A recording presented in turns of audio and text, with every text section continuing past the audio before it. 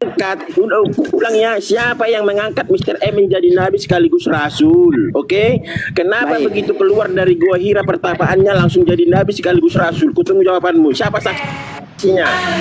Oke, baik, sebentar. Nabi Muhammad ini diangkat menjadi nabi ada itu. Saksinya Ananias. Hah? Siapa saksinya Ananias? Ini Sebentar, itu bukan saksi. Sebentar saya jelaskan ke Anda. Yang menjadi saksi dan itu bisa diuji. Sebentar nih kita uji siapa yang layak menjadi nabi. Ya. Oke, sebentar kita uji. Oke, baik. Nabi Muhammad sebelum diangkat menjadi nabi, dia diberi gelar Al-Amin. Tahu Al-Amin apa? Orang yang terpercaya, orang yang bisa dipercaya, orang yang penuh tanggung jawab. Itu Al-Amin. Bukan itu yang kutanya. Siapa yang mengangkat Mr. M menjadi nabi sekaligus rasul? Kenapa begitu keluar dari gua Hira? Saya turunkan dulu Anda ya, karena kalau saya lagi menyampaikan, Anda menyampaikan saya dengar. Ketika saya menyampaikan Anda tidak mendengar. Sebentar saya naikkan kembali.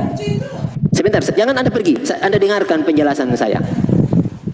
Nabi Muhammad sebelum diangkat menjadi nabi, dia diberi gelar Al-Amin oleh orang-orang yang ada di sekitaran dia, termasuk orang Quraisy, termasuk orang Yahudi. Bahkan dalam Sirah Nabawi yang saya baca ini, dalam Sirah Nabawi dijelaskan bagaimana Nabi Muhammad itu ketika diberikan amanah, beliau adalah orang yang jujur dan sangat bertanggung jawab dan tidak pernah terdapat dusta dalam lisannya. Tidak pernah terdapat dusta dalam lisannya Nabi Muhammad. Itu yang perlu Anda pahami.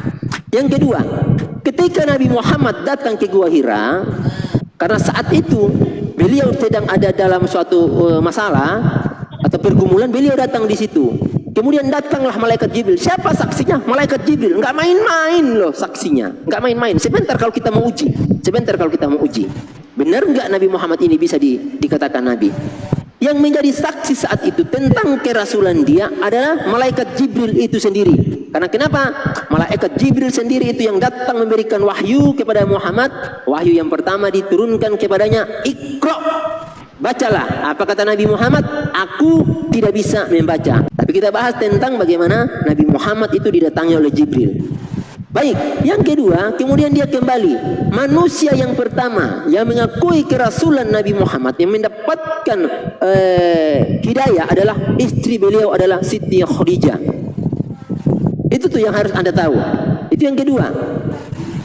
Yang ketiga, puncak daripada itu, siapa yang memberikan legitimasi kepada Nabi Muhammad adalah Allah itu sendiri. Ini Allah itu sendiri yang memberikan legitimasi kepada Nabi Muhammad. Baik, buktinya apa? Kok bisa Nabi Muhammad diberikan legitimasi? Baik, secara keturunan jelas silsilah yang terdapat pada diri Nabi Muhammad. Bapaknya jelas, ibunya jelas, saudara-saudaranya jelas, pamannya jelas. Baik. Kemudian yang ingin saya pertanyakan, si Paulus ini bapaknya tidak ditahu, ibunya tidak ditahu. Bahkan Yesus mengancam orang ini. Apa kata Yesus? Anda bisa buka dalam Matius 23 ayat 13 sampai 37. Celakalah kamu ahli-ahli Taurat dan orang Farisi. Celaka tuh.